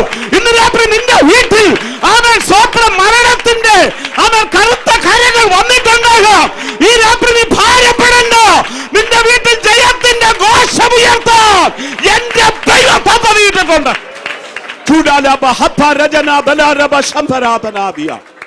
ഞാൻ ഈ പ്രസംഗം അവസാനിപ്പിക്കുക ഒരു വാക്യം വായിക്കാറുണ്ട്. അത് ഞാനൊന്ന് പറഞ്ഞു നിർത്തിയേക്കാം, വ്യാഖ്യാനിക്കത്തില്ല. സദൃശവാക്യങ്ങൾ 15:16 വേഗത്തിലൊന്ന് വായിച്ചാൽ മതി. ബഹുനിക്ഷേപവും അതിനോടുകൂടെ കുഷ്ഠവും ഉള്ളതിനേക്കാൾ യഹോവ ഭക്തിയോട് കൂടെ ഒരു ഭരണി എണ്ണയുള്ളത് നല്ലത്. എത്ര പേർക്ക് മനസ്സിലായി? ബഹുനിക്ഷേപവും അതിനോടുകൂടെ കാന്നുള്ളതിന് ഞാൻ കൂന്നാ ചേർക്കുന്നത്. കുഷ്ഠവും ഉള്ളതിനേക്കാൾ യഹോവ ഭക്തിയോടുകൂടെ ഒരു ഭരണി. ഒരാമേൻ പറയാമോ? ഇന്ന് രാത്രി നമുക്കെന്തോ വേണ്ടേ? ദൈവഭക്തിയോടുകൂടെ ഒരു ചെറിയ ഭരണി എണ്ണ മതി. ബഹുനിക്ഷേപത്തിൻ്റെ കൂടെ കുഷ്ഠമുള്ളതിനേക്കാൾ. ഗേഹസിയുടെ വീട്ടിൽ ഇത് രണ്ടുമുണ്ട്. ഭക്തന്റെ വീട്ടിൽ ഒരു ചെറിയ ഭരണി എണ്ണയും ഭക്തിയുണ്ട്. ഇന്ന് രാത്രി ഏതിനാ വില കൊടുക്കുന്നത്? ഏതിന് വില കൊടുക്കും? ജീവിതത്തിൽ എന്തിനു വില കൊടുക്കും? ഒന്ന് സമർപ്പിച്ച് ഒരു സമർപ്പണത്തോടെ ഈ രാത്രി പോകാം. 1-2 മിനിറ്റുകൾ, ഒരുപക്ഷെ 5 മിനിറ്റ് മുന്നോട്ട് പോയി നിങ്ങൾ ക്ഷമിക്കും. ദൈവദാസൻ ക്ഷമിക്കുമെന്ന് ഞാൻ കരുതുന്നു. ഈ രാത്രി ജയത്തിന്റെ ഘോഷം കൂടാരങ്ങളിൽ ഉയരത്തക്കവണ്ണം ദൈവഭക്തിയോടെ എല്ലാ കാലത്തും ദൈവഭക്തിയോടെ മുറുകെ പിടിച്ചു നിൽക്കെ ഒരു പ്രതിഫലം ഉണ്ടാകും നിശ്ചയം. ദൈവം ഈ വചനങ്ങളാൽ നമ്മെ ആസ്വദിക്കട്ടെ.